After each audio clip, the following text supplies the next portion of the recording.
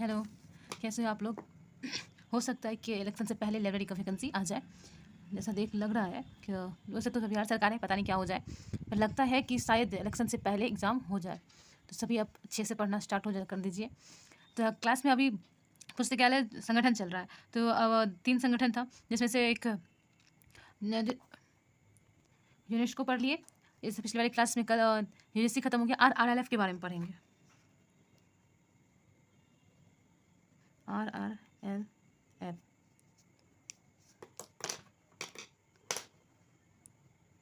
राजा राम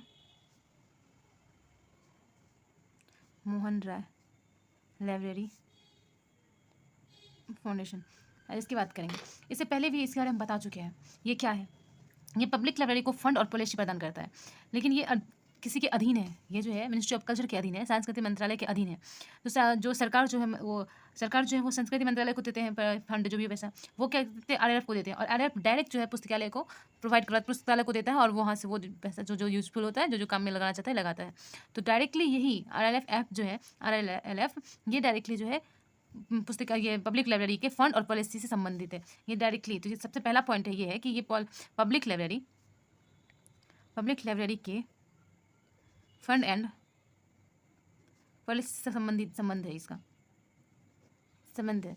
इसकी स्थापना जो है ना, इसका स्थापना जो है वो आज़ादी के 25 साल बाद, यानी आज़ादी के 25 साल बाद 1947 में आज़ाद हुए थे। उसके 25 साल बाद जो है राजा राम मोहन राय की 200 वर्षगांठ था, जन्मदिन था, उस पर जो है इसका गठन हुआ था। और इसका गठन जो हुआ था, इसका स्थापना की बात करते हैं, इसका स्थापना जो हुआ था आरएलएफ के बाद। तो ये आज़ादी के बाद, आज़ादी तो कब हुई है? 1947। आज़ादी के बाद, आज़ादी के 25 साल बाद, 25 वर्ष बाद, और राजा राम मोहन राय जो है, मोहन राय के, राजा राम मोहन राय कौन थे? ये तो जानते ही होंगे राजा राम मोहन राय कौन थे। ये जो है ना, इसको ना आधुनिक भारत का पितामह, ये आधुनिक भारत के जो जनक भी इसको कहा जाता है, आधुनिक भारत के जनक है ये समाज सुधारक थे। ये जो है ये धार्मिक और सामाजिक सुधार का आंदोलन जो है ना, उसके अग्रदूत थे राजा राम मोहन राय। मॉडर्न हिस्ट्री का पार्ट है ये। राजा राम मोहन राय जो है ये इसको ना आधुनिक जो ये भारत पुनर्जागरण जो हुआ था ना, तो उसका ये पितामह किसको कहा जाता है? पुनर्जागरण का पितामह कहा जाता है इसको। हिस्ट्री का ये पार्ट है, हिस्ट्री में बताता है। तो आधुनिक भारत का पत्रिका जो है ना, ये सबसे पहले संवाद कौमुदी ये लाए थे। संवाद कौमुदी जो एक बंगाल में संवाद कौमुदी पत्रिका है, तो उसका ये जारी किए थे। और ये सती प्रथा को भी समाप्त किए थे लॉर्ड विलियम बेंटिंग के साथ मिलके 1829 में जो है ना, ये सती प्रथा को समाप्त किए थे। राजा राम मोहन राय के 200 वर्ष गांठ पर 22, ये डेट भी आप लोग को पता होगा कि 22 मई 1972 को स्थापित हुआ था, तो ये तो 1972 है। इससे तो भली भांति बात ये होगा, आप लोग को जानते होंगे 1972 को और 22 मई को, 1972 को जो है इंटरनेशनल बुक ईयर कहा जाता है, नेशनल बुक ईयर। और 22 को जो है ये नेशनल पब्लिक लाइब्रेरी डे भी इसको कहते हैं, नेशनल पब्लिक लाइब्रेरी डे भी इसको कहते हैं, देखा जाता है, इसको देखा जाता है। ये जो 1972 में इंटरनेशनल बुक ईयर मनाया गया था, तो उसमें एक थीम दिया गया था, सबको थीम दिया जाता है ना, थीम। वो थीम था कि बुक्स फॉर ऑल की थीम दी गई थी उसमें, ये थीम था उस टाइम का। इसका हेडक्वार्टर जो है, आरआरएलएफ का हेडक्वार्टर वो पश्चिम बंगाल में है। और आरएलएफ का जो वर्तमान में अभी जिसको बोले ना, ये संस्कृति मंत्रालय के अधीन है। आरएलएफ संस्कृति मंत्रालय इसके द्वारा इसका ये काम होता है। तो एक पॉइंट ये भी लिख सकते हैं कि आरआरएलएफ जो है वो अभी फ्यूचर में, वर्तमान में भारत सरकार, इंडियन गवर्नमेंट, भारत सरकार के मिनिस्ट्री ऑफ कल्चर, सांस्कृतिक मंत्रालय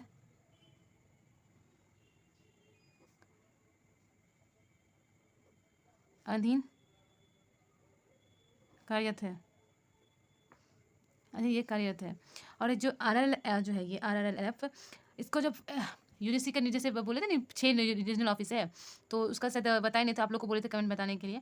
तो उसका 6 यूजीसी का 6 जो रीजनल ऑफिस है उसके बारे में, यूजीसी के जो है यूजीसी के 6 रीजनल ऑफिस, क्षेत्रीय कार्यालय इसको कहते हैं, क्षेत्रीय या केंद्र कहते हैं। वो है फर्स्ट में पुणे, सेकेंड में कहे तो भोपाल, थर्ड है कलकत्ता, फोर्थ है हैदराबाद,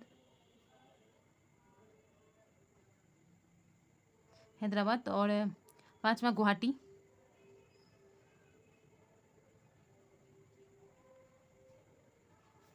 और छठा बेंगलुरु में भी है। ये हो गया यूजीसी का रीजनल ऑफिस, जो कमेंट में हम लोग को बोले थे बताने के लिए। तो ये हो गया यूजीसी का। अब आरएलएफ का जो 5 उसमें है रीजनल ऑफिस के बारे में। तो आरएलएफ का जो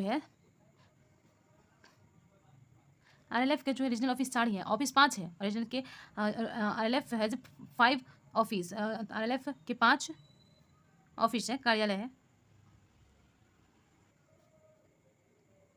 5 कार्यालय, जिसमें से 4 जो है वो 4 जो है रीजनल ऑफिस है, जो है ऑफिशियल है। तो 4 जो है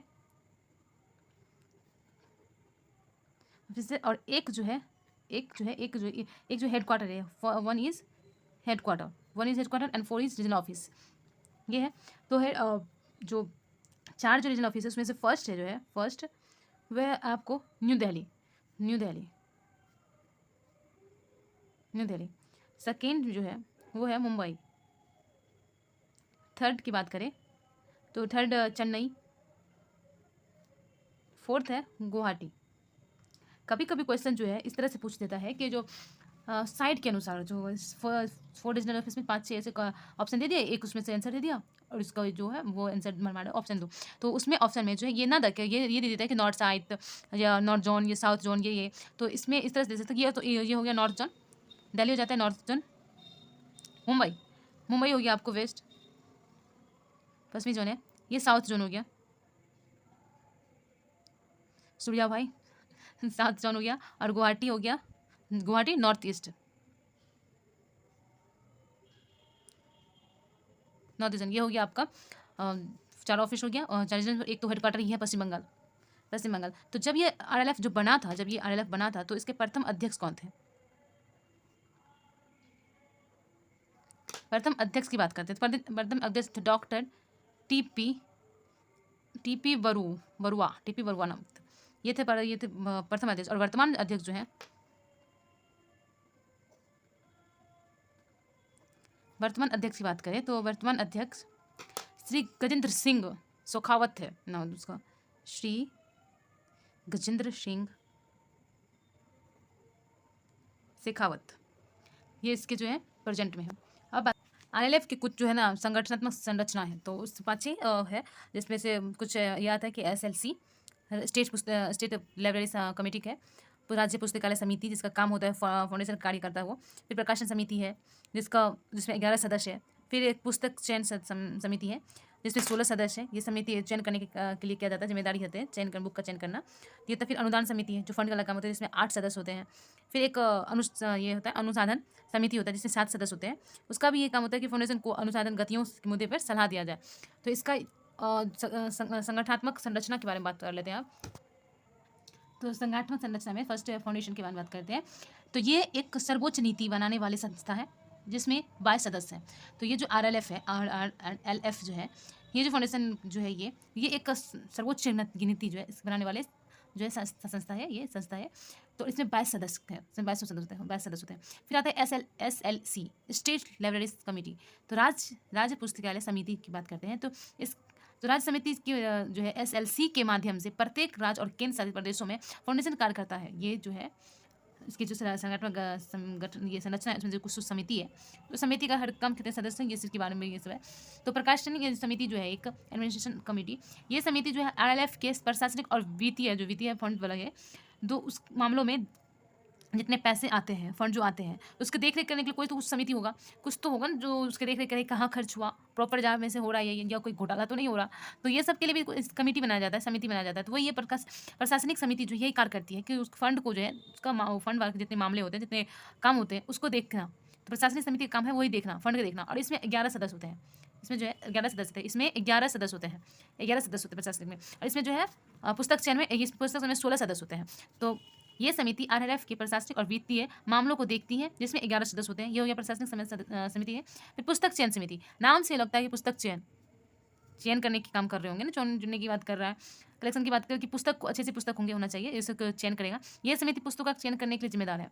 अब वेस्ट मतलब जिस पुस्तक का यूज नहीं हो रहा है वो पुस्तक पुस्तकालय में रखा हुआ है, तो इससे क्या हो कि जो बच्चे आए नहीं देंगे पढ़ने के लिए, तो पुरानी पुस्तक ही रखे हुए हैं, ये तो पढ़ चुके हैं, क्या आए, तो इस तरह से पुस्तकालय का तो अच्छे से यूज हुआ नहीं, और वो जो रूल था 5 वो भी नहीं फुलफिल हुआ। तो इसके लिए कि पुस्तक का अच्छे से चयन करना चाहिए, अच्छे अच्छे कलेक्शन होना चाहिए, अच्छे अच्छे पुस्तक रखना चाहिए, कि पाठक जो यूजर जो है वो आए और पढ़े, उसका यूज करे। तो इसके लिए भी तो कोई जिम्मेदारी होना चाहिए ना, कि कोई कमेटी होना चाहिए ना, कि जो आईएलएफ जो फंड दे रहा है, तो उसके लिए तो वो करेगा ना, कि जो कोई इसका अच्छा से इसका पुस्तक चयन करे, कोई इसको फंड को देख रेख करे, इसके लिए समिति बनाएगा। तो उसी तरह से पुस्तक चयन समिति बनाया है उसने, तो उसमें 16 सदस्य हैं, पुस्तक चयन में 16 सदस्य हैं, और प्रशासनिक में 11 सदस्य हैं। तो पुस्तक चयन में 16 सदस्य हो गया, ये जो है जिम्मेदार है पुस्तक चयन करने के लिए। फिर अनुदान समिति, ये अनुदान समिति जो है ग्रांट्स कमेटी, तो ये समिति अनुदान को मंजूरी देने के लिए जिम्मेदार है। जो फंड अनुदान दिया गया उसको मंजूरी देने की अनुदान समिति के लिए का यूज ये काम होता है, कि मंजूरी जो देगा ना, तो उसके अनुदान जो दे रहा है उसको मंजूरी तो देगा ना, उस पर साइन तो करेगा ना, तो उस समिति, उसके लिए समिति बनाया गया है। तो इस समिति में जो है ना 8 सदस्य होता है, 11 सदस्य प्रशासनिक में, पुस्तक चयन में 16 सदस्य, और अनुदान समिति में 8 सदस्य, इसमें 8 सदस्य। और उसके बाद आता है कि जो पहले ये जान लेते हैं कि ये समिति अनुदान को मंजूरी देने के लिए जिम्मेदार है। वर्तमान में इसमें 8 सदस्य हैं, वर्तमान में कितने सदस्य हैं? 8। फिर अनुसंधान समिति, रिसर्च कमिटी, अनुसंधान जो है ये समिति है, इसका काम है कि जो वो जो ये था फाउंडेशन, तो उसमें अनुसंधान गतियों की मुद्दे पर सलाह देने की देती है।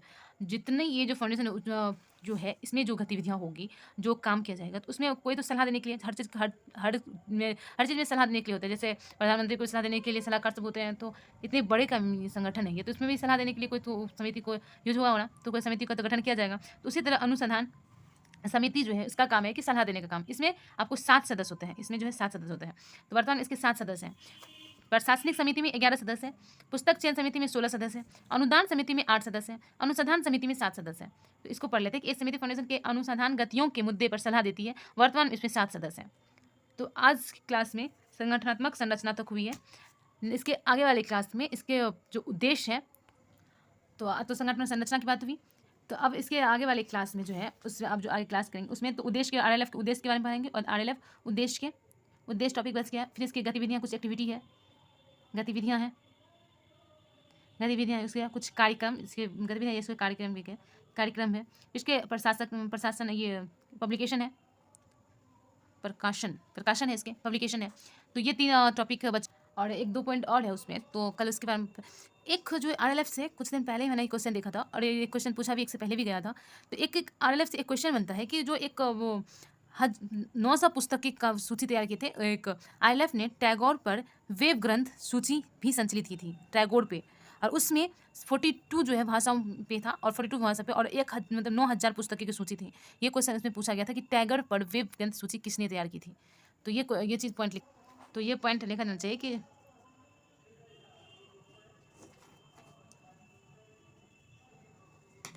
ये इसमें लिखा जाना चाहिए कि आरएलएफ जो है टैगोर पर वेब ग्रंथ सूची तैयार किए थे। आरएलएफ ने टैगोर पे वेब ग्रंथ सूची भी चलाई थी, या संकलित की थी, संकलित। और इसमें जो है इस ग्रंथ में सूची में 42 भाषाओं में टैगोर पर और इनके द्वारा